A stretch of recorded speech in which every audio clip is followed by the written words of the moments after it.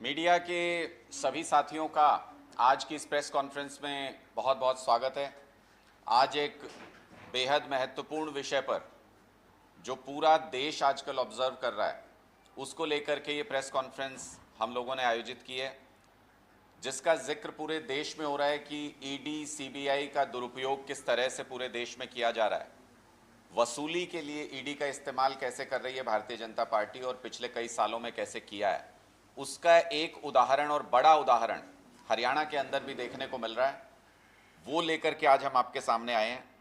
जब से इंडिया गठबंधन के तहत आम आदमी पार्टी के उम्मीदवार डॉक्टर सुशील गुप्ता जी को हमने मैदान में उतारा कुरुक्षेत्र से, तब से हमारी टीमें कुरुक्षेत्र लोकसभा के गांव-गांव में जा रही हैं और हर जगह पर लगभग बहुत ज़बरदस्त विरोध भारतीय जनता पार्टी का देखने को मिल रहा है। गांव के लोग कह रहे हैं कि भारतीय जनता पार्टी के नेताओं को प्रचार के लिए भी गांव में घुसने नहीं देंगे।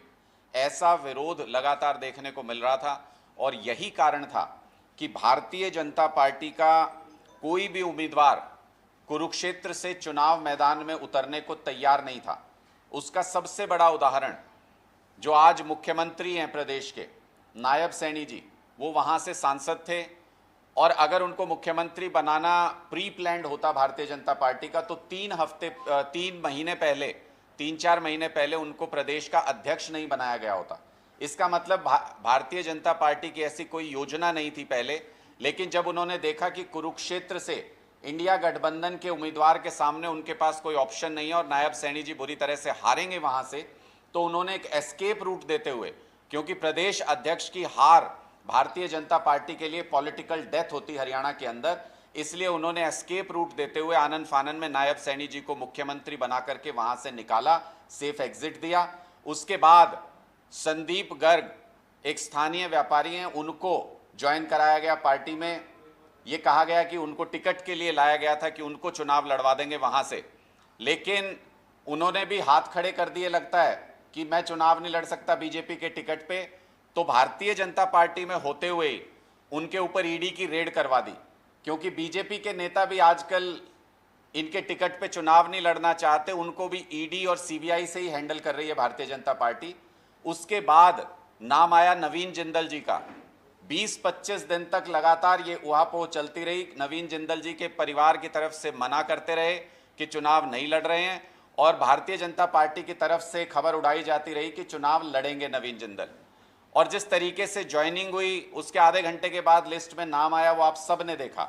लेकिन हमारा प्रश्न ये है कि खुद कुरुक्षेत्र की धरती पर आकर के प्रधानमंत्री नरेंद्र मोदी जी ने जिसको लुटेरा कहा हो, जिसको भारतीय जनता पार्टी कोयला घोटाले का मास्टरमाइंड बताती रही हो, जिसको प्रकाश जावड़ेकर जी ने सबसे बड़ा कोयला चोर बताया हो, ऐसे व्यक्ति को आखिर भारतीय जनता पार्टी ने कुरुक्षेत्र का लोकसभा चुनाव का टिकट क्यों दिया? क्या ऐसे कारण रहे और कैसे वॉशिंग मशीन में धो करके साफ करके नवीन जिंदल जी को यह टिकट दिया गया? इसके बारे में भारतीय जनता पार्टी को स्पष्ट करना चाहिए। बताया जाता है कि जिंदल जी चुनाव लड़ना नहीं चाहते थे, उनका मन नहीं था, लेकिन ईडी के जोर पर जबरदस्ती एक तरीके से किडनैप करके उनको चुनाव मैदान में उतार दिया गया है। जो मजबूरी का उम्मीदवार हो, जो मजबूरी में चुनाव लड़ रहा हो, वो जनता की क्या सेवा करेगा, ये सब लोगों को समझ में आ रहा है। और इसलिए उनके अनाउंसमेंट के बाद भी कुरुक्षेत्र में किसी तरीके का कोई बज़ क्रिएट नहीं हुआ, लोगों के अंदर किसी भी तरीके का कोई रुझान नहीं है उनको लेकर। लेकिन कुछ तथ्य हैं जिनको समझना बहुत ज़रूरी है कि कैसे ईडी और सीबीआई का दुरुपयोग भारतीय जनता पार्टी कर रही है और कैसे लोकतंत्र के ऊपर ईडी और सीबीआई का इस्तेमाल करके कब्जा कर लिया है भारतीय जनता पार्टी ने। ईडी ने अप्रैल 2022 में जिंदल जी के ठिकानों पर छापा मारा, नवीन जिंदल जी की कंपनियों पर, उनके ठिकानों पर एक बहुत बड़ी छापेमारी हुई। उसके बाद 2023 में नवीन जिंदल जी ने अपनी पार्टी कांग्रेस में जब वो थे तो अपनी पार्टी को तो दिया 2 करोड़ रुपए चंदा और भारतीय जनता पार्टी को दिया 25 करोड़ रुपए चंदा। ये इतिहास में शायद पहला ऐसा उदाहरण होगा कि कोई व्यक्ति अपनी पार्टी को छोड़ के राइवल पार्टी को चंदा दे रहा है।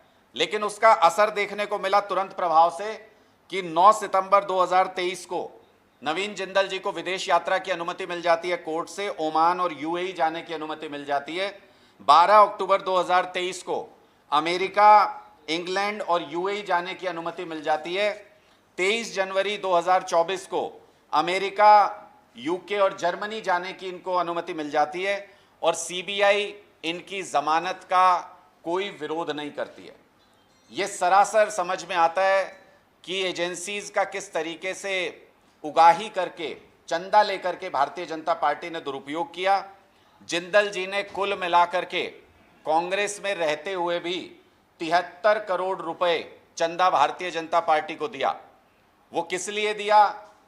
ईडी और सीबीआई की जांच को प्रभावित करने के लिए दिया, उन केसेस को सेटल करने के लिए दिया और अब उसी मजबूरी में कुरुक्षेत्र से चुनाव लड़ने का फैसला भी किया। लेकिन लोगों के समक्ष ये सारी चीजें साफ हैं और हम भारतीय जनता पार्टी से ये सवाल पूछना चाहते हैं कि मजबूरी में आप नवीन जिंदल जी को एक तरीके से किडनैप करके या ईडी के जोर पर ले तो आए चुनाव लड़ने के लिए, लेकिन क्या प्रधानमंत्री जी या भारतीय जनता पार्टी के वरिष्ठ नेता ये स्पष्ट करेंगे कि ऐसी क्या मजबूरी रही कि जिसको आप कोयला चोर कहते थे, कोयला घोटाले का मास्टरमाइंड कहते थे, जिसको प्रधानमंत्री जी कुरुक्षेत्र में आके ही लुटेरा कह करके गए, उस नवीन जिंदल को आखिर भारतीय जनता पार्टी की कौन सी मजबूरी थी कि उनको कुरुक्षेत्र से चुनाव मैदान में उतारना पड़ा?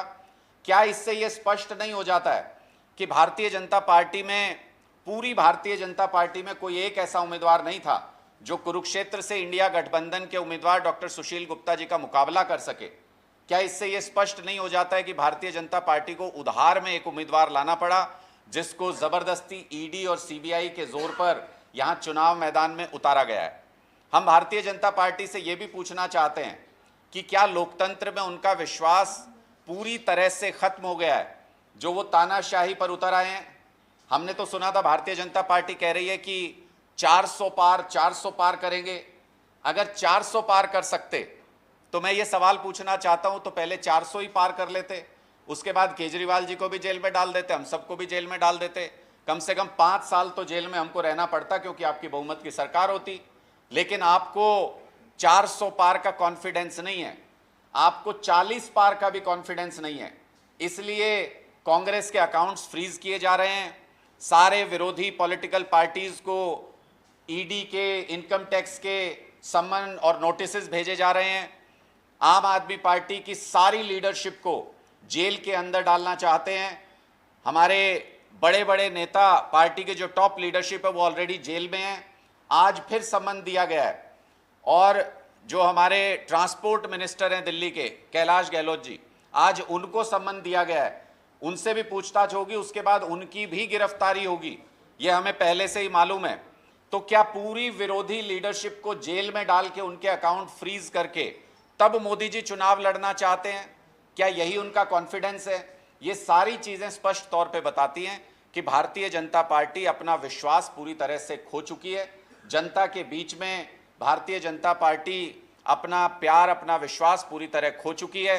इसलिए ये आनन फानन में इस तरह के कदम उठाए जा रहे हैं कि एजेंसीज का दुरुपयोग करके सारे विपक्ष को पूरी तरह से अपंग कर दिया जाए, उनको चुनाव लड़ने के काबिल ही ना छोड़ा जाए और उसके बाद अकेले दौड़ते हुए मोदी जी ये चाहते हैं कि वो ये कहें कि मैं अकेला दौड़ रहा था और फर्स्ट आया हूं। ऐसी सिचुएशन मोदी जी लाना चाहते हैं। लेकिन अब जो हालात बने उसमें देश की जनता ने यह फैसला किया है कि चाहे कोई पार्टी के नेता जेल से बाहर रहे या ना रहे, चाहे किसी पार्टी के पास पैसा खर्च करने को हो या ना हो, अब ये चुनाव जनता लड़ेगी और लोकतंत्र को बचाने के लिए लड़ेगी और भारतीय जनता पार्टी के एक एक उम्मीदवार की जमानत जब्त कराएंगे। कुरुक्षेत्र के अंदर भारतीय जनता पार्टी का चुनाव उठने का नाम ही नहीं ले रहा है, क्योंकि जिन उम्मीदवार को वो लेकर के आए हैं वो जबरदस्ती लगभग किडनैप करके लाए गए उम्मीदवार हैं। वो एक ऐसे उम्मीदवार हैं जिनके ऊपर उन्होंने ही कभी कोयला चोर होने का, कोयला घोटाले के मास्टरमाइंड होने का आरोप लगाया था। वो एक ऐसे उम्मीदवार हैं जिनको भारतीय जनता पार्टी में कोई भी उम्मीदवार न मिलने पर लास्ट मिनट एंट्री देकर के उनकी टिकट की घोषणा की गई है।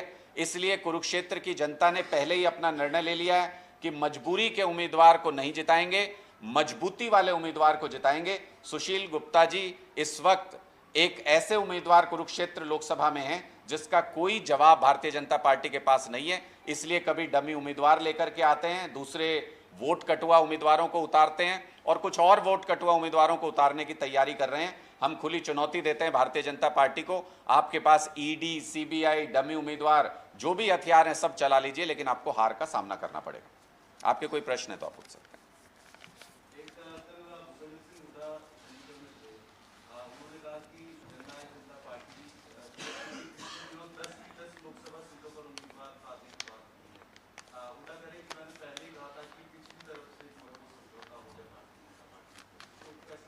देखिए, हमने तो स्पष्ट तौर पे कहा है कि कुछ डमी उम्मीदवार उतारे हैं और कुछ सीटों पर आने वाले समय में डमी उम्मीदवार उतारे जाएंगे। जननायक जनता पार्टी, जिसके नेता गठबंधन टूटने के बाद भी ये कहते हो कि हम कल भी गठबंधन में थे, आने वाले समय में फिर गठबंधन में हो सकते हैं, उनकी क्या क्रेडिबिलिटी आज के दिन हरियाणा में बची है, ये मुझे बताने की जरूरत नहीं है। जेल जाने से उनको डर लगता है, इसलिए भारतीय जनता पार्टी के दफ्तर से जो लिस्ट बन के आएगी विरोधी पार्टियों के वोट काटने के लिए, उसी लिस्ट पर जननायक जनता पार्टी के उम्मीदवारों पर मोहर लग जाएगी और वो चुनाव मैदान में आएंगे। ऐसा हमको उम्मीद है और हमें यह भी उम्मीद है कि हरियाणा के लोग इस चालबाजी को अब पूरी तरह से समझ रहे हैं। भारतीय जनता पार्टी की साजिशें पूरी तरह से एक्सपोज हो गई हैं और अब ये चुनाव जनता बनाम मोदी ये चुनाव हो रहा है, इसलिए जनता जीतेगी, भारतीय जनता पार्टी हारेगी, इंडिया जीतेगा, एनडीए हारेगा।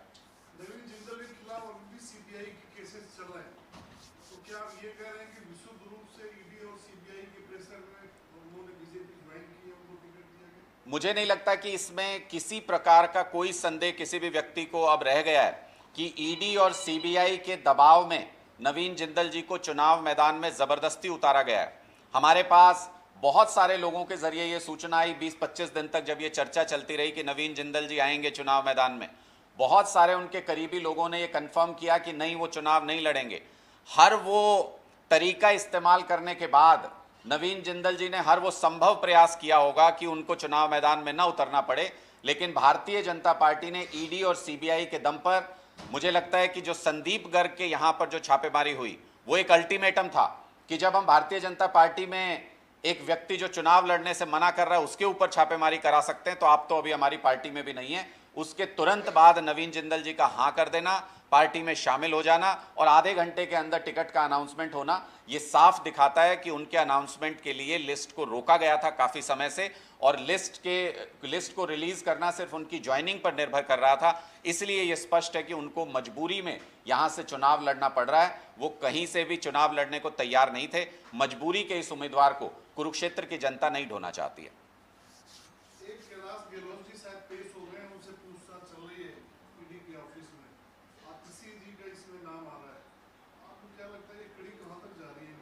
हमें तो आम आदमी पार्टी के आखिरी कार्यकर्ता तक भारतीय जनता पार्टी इस कड़ी को लेकर के जाएगी, क्योंकि उनको लगता था कि अरविंद केजरीवाल को गिरफ्तार करने के बाद ये सिलसिला रुक जाएगा, लेकिन हमने तो पहले ही कहा था अरविंद केजरीवाल सिर्फ एक व्यक्ति नहीं है। आज के दिन अरविंद केजरीवाल एक सोच है जो देश के करोड़ों लोगों के दिलों में है और कितने मर्जी केजरीवाल को गिरफ्तार कर लीजिए, हर कार्यकर्ता आम आदमी पार्टी का सड़क पर आकर कहेगा मैं भी केजरीवाल, और जो कहता जाएगा वो जेल जाता जाएगा। हमें कोई संदेह नहीं इस बात में कि हमारी सारी लीडरशिप को जेल में डाल करके मोदी जी चुनाव लड़ना चाहते हैं। मैंने पहले भी कहा था कि बंद पिंजरे में शेर के सामने कोई भी खड़ा हो सकता है। मैं मोदी जी को चुनौती देता हूं, खुले मैदान में शेर का सामना करके देखिए, आपको आपकी हकीकत मालूम हो जाएगी।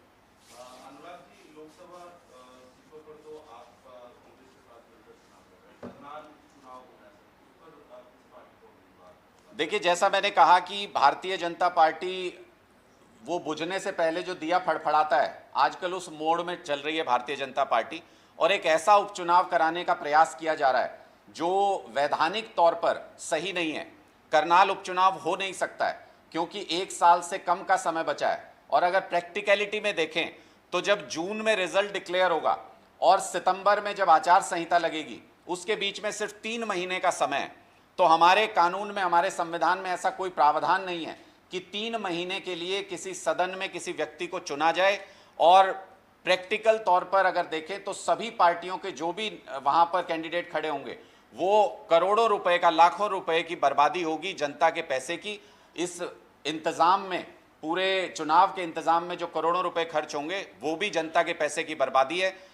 इसी तरीके का एक निर्णय महाराष्ट्र हाईकोर्ट ने, मुंबई हाईकोर्ट ने दिया है, जहां पर उन्होंने कहा है कि एक नोटिफिकेशन जो जारी किया था चुनाव आयोग ने उपचुनाव को, उसको रद्द किया है। हरियाणा का केस उससे मिलता जुलता है, उससे भी ज्यादा, उससे कम समय के लिए ये चुना जाना है यहाँ पर सदस्य को। इसलिए मुझे लगता है कि कोई उपचुनाव करनाल में होने नहीं जा रहा है। ये सिर्फ भारतीय जनता पार्टी ने, मैंने कहा तो उनकी कोई प्लानिंग नहीं थी नायब सैनी जी को मुख्यमंत्री बनाने की। ये तो आनन फानन में उन्होंने गोटियां चली और उसमें कई पासे उन्होंने गलत चल दिए हैं भारतीय जनता पार्टी ने, जिसका उनको आने वाले समय में परिणाम भुगतना पड़ेगा। देखिए, पूरी कल दिल्ली के अंदर भी एक बहुत विशाल रैली पूरे इंडिया गठबंधन की होने जा रही है, जिसमें अरविंद केजरीवाल जी की गिरफ्तारी के विरोध के साथ साथ लोकतंत्र पर जिस तरीके से भारतीय जनता पार्टी हमला कर रही है उसको भी वहां पर निशाना बनाया जाएगा। लोगों को जागरूक करने के लिए रैली की गई है और आप देखेंगे कि विशाल जनसमूह कल उस रैली में हिस्सा लेने के लिए पहुंच रहा है। मुझे ये कहते हुए जरा भी हिचक नहीं है कि अब सड़कों के ऊपर लोगों को संघर्ष करना पड़ेगा लोकतंत्र को बचाने के लिए। ऐसा समय नजदीक आ रहा है, क्योंकि भारतीय जनता पार्टी में शर्म नाम की कोई चीज नहीं बची है। चुनाव आचार संहिता लागू होने के बाद ये कहा जाता है कि सारी एजेंसीज, पूरा प्रशासन वो चुनाव आयोग को रिपोर्ट करता है, लेकिन पता नहीं क्यों चुनाव आयोग आंखें मूंदे हुए बैठा हुआ है और भारतीय जनता पार्टी के इशारे पर ईडी, सीबीआई और सारी एजेंसीज, पुलिस, वो भारतीय जनता पार्टी के इशारे पर काम कर रही हैं, जबकि इनका कंट्रोल इस वक्त चुनाव आयोग के हाथ में होना चाहिए था। अगर एजेंसी को रेड करनी है तो फिर उनको शराब घोटाले के मुख्य अभियुक्त ने जो 60 करोड़ रुपए भारतीय जनता पार्टी के अकाउंट में डाले, उसके लिए जेपी नड्डा जी के यहाँ, अमित शाह जी के यहाँ और नरेंद्र मोदी जी के यहाँ पर रेड करनी चाहिए, ताकि उस पैसे की बरामदगी भी हो सके। और जो लिंक एस्टेब्लिश हो रहा है, क्राइम का पैसा जो इन नेताओं के, इन भारतीय जनता पार्टी के अकाउंट में जाते हुए नजर आ रहा है, उस क्राइम के पैसे की चेन को भी अच्छे तरीके से पकड़ा जा सके। थैंक यू जी। एक ज्वाइनिंग है, हाँ।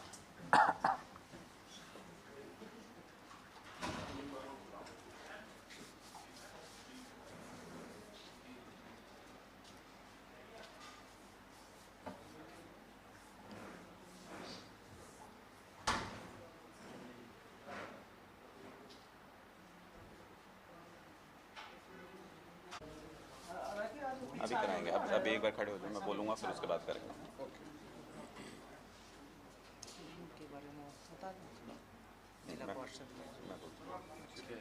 कुछ आज हमारे एक बेहद महत्वपूर्ण और बहुत जुझारू युवा साथी राहुल दादू जी, वो आम आदमी पार्टी में शामिल हो रहे हैं। इनका भी इतिहास लगभग आम आदमी पार्टी की तरह संघर्ष का इतिहास रहा है।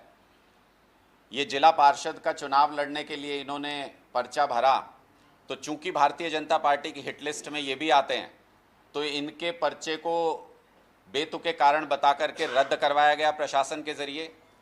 इनके कवरिंग कैंडिडेट जो इनके भाई थे, कवरिंग कैंडिडेट को भी, इनका प्रचार इतना शानदार था और इनकी चाहत, लोगों के मन में इनके लिए चाहत इतनी ज़्यादा थी कि इनके कवरिंग कैंडिडेट को जीत हासिल हुई।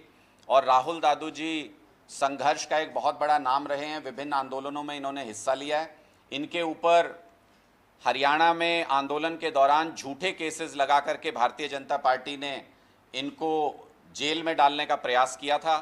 ज़्यादातर केसेस में सक्सेसफुली ये अपना पक्ष रख पाए हैं और उससे बाहर आ गए हैं। कुछ मामलों में अभी भी मामले चल रहे हैं जो कि झूठे केसेस बनाए गए थे इनके ऊपर। तो इनके संघर्ष को देखते हुए और इनकी हिम्मत, इनकी ताकत और इनका जो तंत्र है पूरा, जो इनके युवा साथी हैं, इनकी टीम को देखते हुए आम आदमी पार्टी आज इनका अपनी पार्टी में जोरदार स्वागत कर रही है। हमारे साथ कंधे से कंधा मिलाकर के आगे के संघर्ष में राहुल दादू जी और इनकी पूरी टीम का हम स्वागत करते हैं। आइए, तुम साथ में आ जाओ, तुम उनको भी करवाओ। बहुत बहुत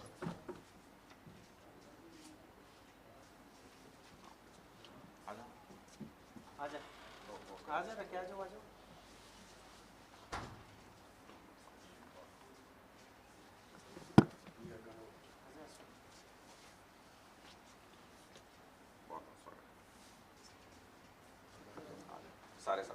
आ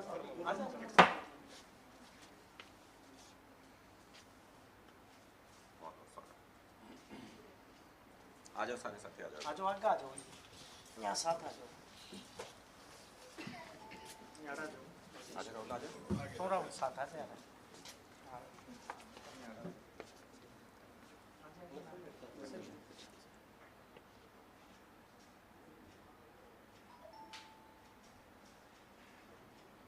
थैंक यू जी।